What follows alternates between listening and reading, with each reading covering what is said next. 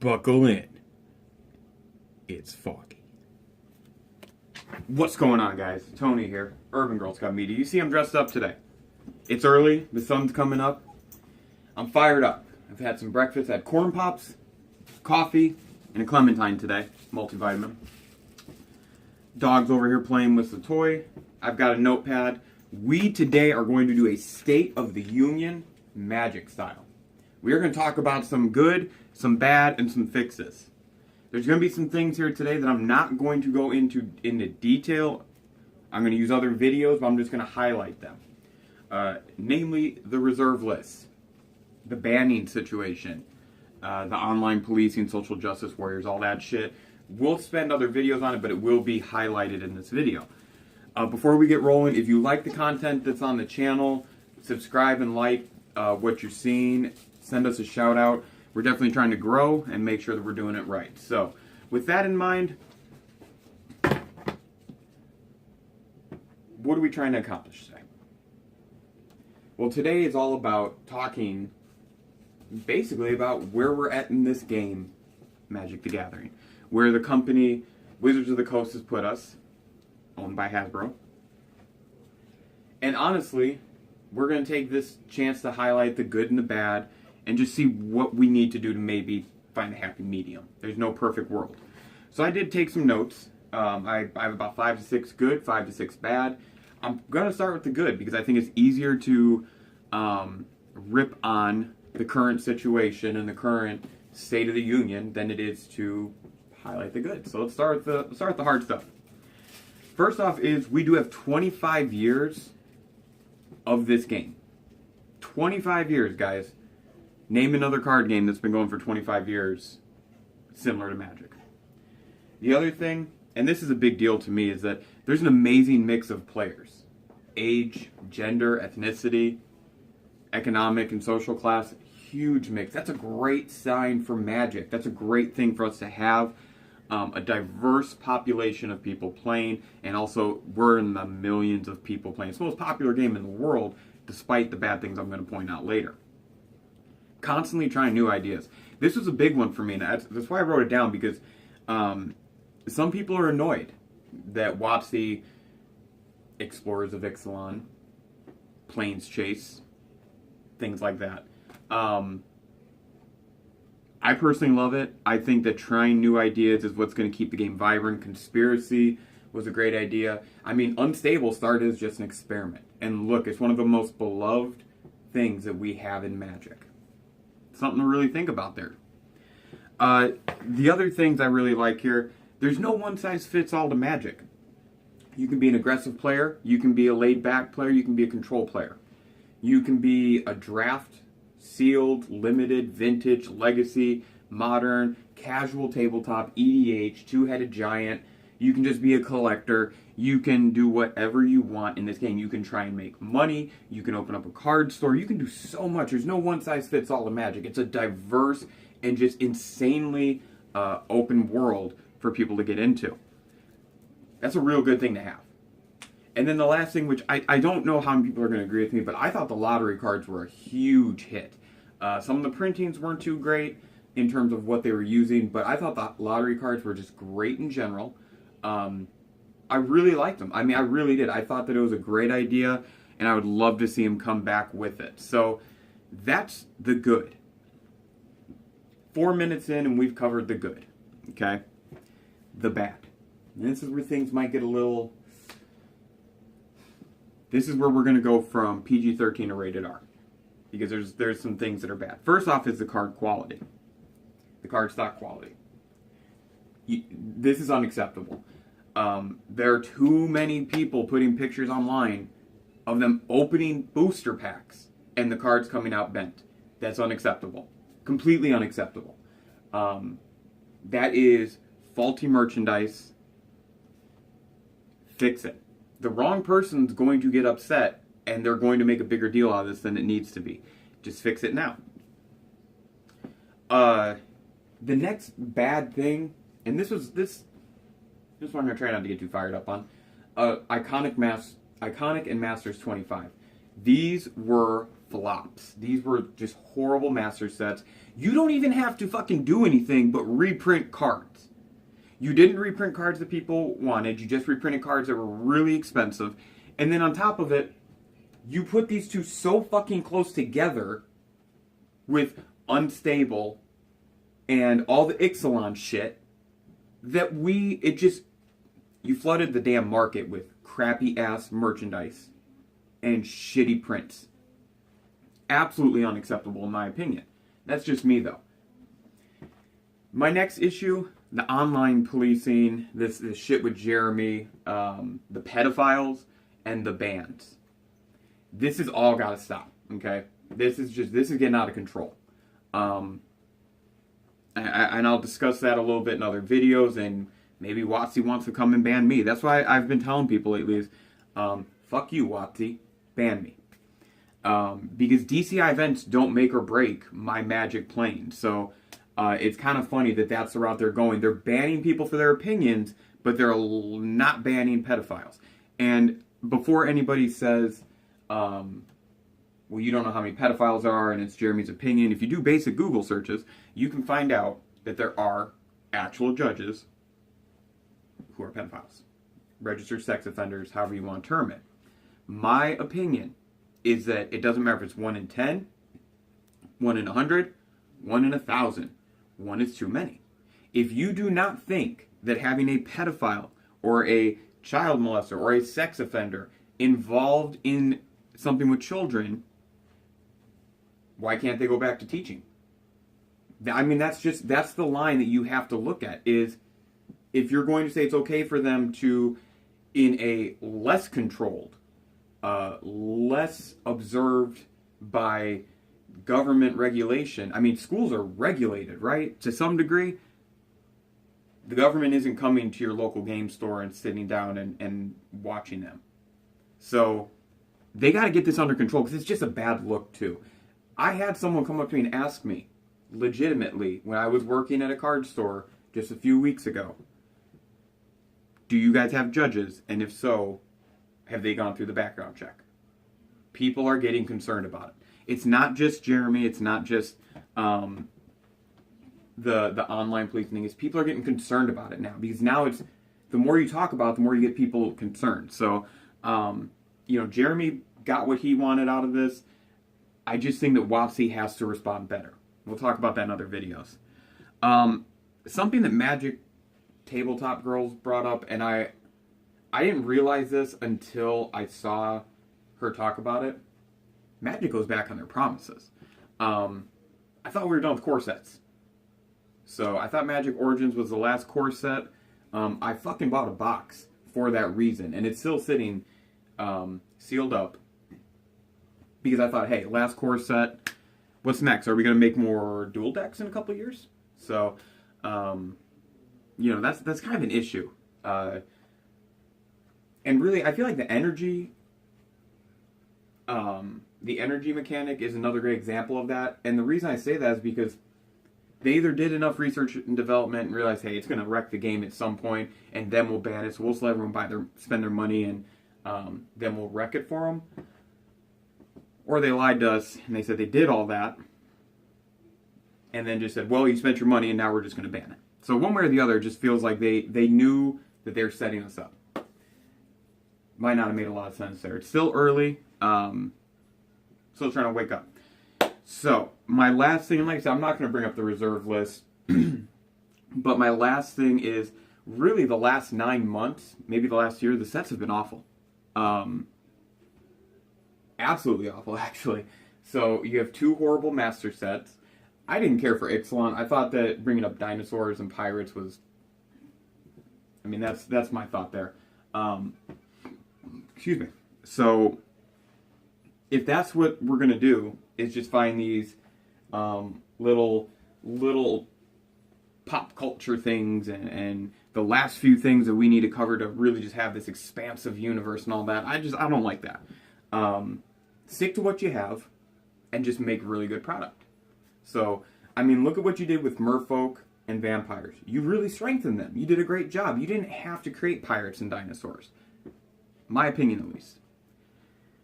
So that's just listing the good and the bad. And I know I threw in some opinion there, and it's tough not to. So this is the Urban Girl Scout Media State of the Union. So we're going to give our fucking opinion. And that's just the way it's going to go. I mean, I'm wearing a Space Invaders tie. For God's sake. Okay? This is, you know, it is what it is. So, let me flip the page here. Because now it's time to get on to my favorite part. What we can do to fix it. And you can't really read that too much, hopefully. A lot of notes. So first thing, cardstock quality. Just fucking fix it! We don't care! Rudy from Alpha Investments released a video within the past 2 days, and I saw it, and he cleans it up perfectly. We don't fucking care. Just give us a good product, please. Fix the game, fix the cardstock. Pedophiles. Get them out. Just get them out. There's no excuse. Get them out so that the rest of us don't have to answer questions about it, so that we don't see news reports on TV talking about pedophiles. Get them out. And for the love of God, unban Jeremy. I mean, seriously. He's not going to stop. He's not going to stop. And the internet is full of enough trolls and shitlords that want to see you guys struggle, but your game succeed. So you have way more demons in the closet coming out in the future, my guess, than what's already come out. Just, you gotta get them off your back. The judge program, I think they need to take it over. This is nothing against any judge. Personally, I know several. Some of them are awesome. Some of them are douchebags. Some of them think that they are God's gift to Magic at that point. And some of them think that they are there to make sure the game is played fairly. And that's the best ones right there. I know several that fall into that last category where they just want to make sure the game is played fairly. Everyone has the same opportunity to enjoy it in a safe environment. And the rules are followed. WotC needs to take over the program for their card game that they're responsible for printing. They need to figure out a way to put these people through some kind of background check. And they need to have some sort of standard, here's how you become a judge. Now, I know a lot of these things, in terms of how you become a judge, are in place. But WotC needs to be involved. This is their card game. I don't understand why WotC does not want to have control over this. That blows my mind, okay? The online policing. Leave it to the social justice warriors. Here's my thoughts, and someone correct me if I'm wrong. I'm going to make a video based on this premise right here. You ready? Are you ready for this? I'm going to put this down so I have 2 hands to fly in the air with. Okay. WotC, I'm talking to you. If you can't print a fucking decent set on decent card quality for a consistent amount of time, let's say 18 months, then you cannot fucking talk to me about what I do and do not have opinions on, or I do and do not put online. I have done absolutely everything I can to keep myself calm on that. But you are telling me that you can't so much as find a decent cardstock quality and make a reasonably fun game that you don't have to ban fucking cards out of in standard. You can't do that. You haven't been able to do it for a while. But you're going to fucking ban people online because you just don't like their opinions. You don't like Jeremy's opinion, but you're okay with the pedophiles. Again, I'm going on a crusade against WotC. I really am. It's becoming too much for me. There are not many things as ignorant or stupid as the Wizards of the Coast values and belief system. And their code of conduct and whatever the fuck it is that they follow, they do not have a logical plan in place of how to deal with these issues. Absolutely blows my mind. Let me move on though. Sorry about that. Didn't mean to get too fired up. But you gotta see my point, guys. You gotta see my point. WotC is telling people that they don't like the Facebook groups that they're admins for, not the posts that they're putting in the group. The fact that they created a group and there's thousands of people in it. They're banning people for their personal opinions. They're banning people for person to person, not person to organization. These people do not work for WotC or Hasbro. This is just me and you. That is essentially what happened. And they got upset. And they're banning people. But then there's proof of all these other wrongdoings. There's stores who are mapping out boxes. There's all this other fucking stuff going on. And they don't give a shit. Fuck you, WotC. Sorry, guys. Didn't want to get this fired up on this video, but there will be a video coming about that because that does not... It does not make sense. Okay. Moving on. Master sets. So I believe the fix for master sets is simple. Okay? One set every 18 to 24 months. You rotate between some of the most powerful cards. Think about it. Tarmogoyf, Dark Confidant, Snapcaster Mage. Those are played in a few formats if I'm not mistaken. Maybe you throw in the Shocks or the Fetches. And then I honestly believe, and this is something I'll spend more time in another video on, is throw in one or two reserve list cards. Imagine an Eternal set, or Eternal Masters with Humility thrown in. Imperial Recruiter doesn't matter, guys. That card does not matter. It's going to drop sooner than later. And if you don't do the reserve list cards, that's fine. But I still think 18 to 24 months, you either put... You rotate through those mythic, the power that gives you playing time to release other sets, and then you also don't print basic lands in every one of them. You just don't. There's the lands that come in that you gain a life. I think those are probably the best common lands that they could put in. The ones that they did with Eternal Masters, basically. Loved them. Pauper is great and gracious for those. So that allows you a better choice in cards. You can rotate through Planeswalkers. You can rotate through the lands. You can put the filter lands in every once in a while, even though we all know those are not iconic or a great representation of Magic's history. So that's about it. The other thing is really the mechanics and the research and development. I don't think it's done very well. I don't think they have a good grasp on what we as players want, and I don't think they have a good grasp on what their product has the capability of doing. Energy was a real big blunder for them. That mechanic really failed, in Standard at least, because, in my opinion, it failed because they had to ban it. They basically stripped it down to ban it because it was way too powerful, because they didn't test it enough. So either they tested it enough and they said, hey, fuck it, we're just gonna let it go out there, and if it gets bad, we'll flip the script, take their money, and say, well, you can't play with these cards in this event or in this format.